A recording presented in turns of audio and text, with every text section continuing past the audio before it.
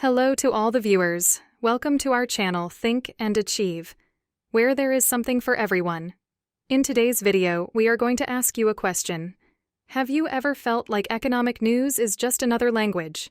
Terms like fiscal policy and opportunity cost sound like they belong in a dusty textbook, not real life. But guess what? Understanding these concepts can actually be fun and super useful. Think of this video as your cheat code to deciphering the code. We'll break down 15 key terms in a way that's clear, relatable, so let's get started. 1. Supply and demand. This fundamental economic principle describes the relationship between the availability of a product or service, supply, and the desire for it, demand. Prices tend to rise when demand exceeds supply and fall when supply exceeds demand. 2. Gross domestic product, GDP. GDP measures the total value of all goods and services produced within a country's borders over a specific period, typically a year or a quarter. It's a key indicator of a country's economic health and growth. 3. Inflation. Inflation refers to the rate at which the general level of prices for goods and services is rising, leading to a decrease in purchasing power over time. Central banks often target a specific inflation rate to maintain economic stability. 4. Opportunity cost. The value of the best alternative forgone when making a choice. Every decision carries an opportunity cost, forcing individuals and societies to consider trade-offs and prioritize their needs. 5. Interest rate. The interest rate is the cost of borrowing money, usually expressed as a percentage of the loan amount.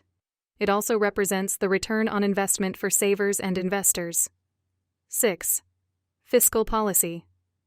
Fiscal policy involves the government's use of taxation and spending to influence the economy.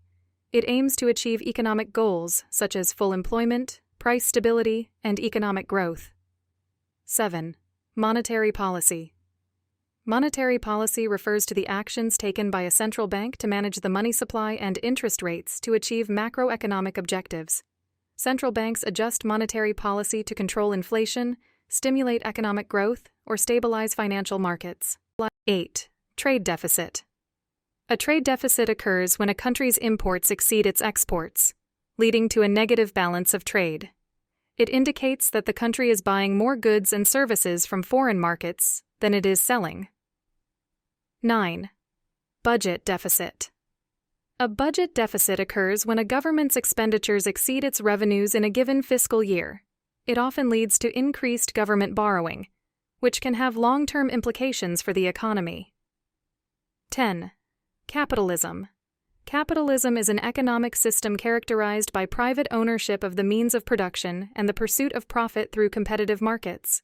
It relies on the forces of supply and demand to allocate resources and determine prices. 11. Market economy. In a market economy, the production and distribution of goods and services are primarily determined by the interactions of buyers and sellers in competitive markets, with minimal government intervention. 12. Monopoly. A monopoly exists when a single company or entity controls the supply of a particular good or service, giving it significant market power and the ability to set prices. 13. Elasticity. Elasticity measures the responsiveness of demand or supply to changes in price, income, or other factors. It helps economists understand how consumers and producers react to changes in market conditions. 14. Tariff. A tariff is a tax imposed on imported goods and services, making them more expensive for domestic consumers. Tariffs are often used to protect domestic industries from foreign competition or to generate revenue for the government. 15. Recession. A recession is a significant decline in economic activity across the economy, typically characterized by falling GDP, rising unemployment, and decreased consumer spending. Recessionary periods are marked by reduced business activity and economic uncertainty.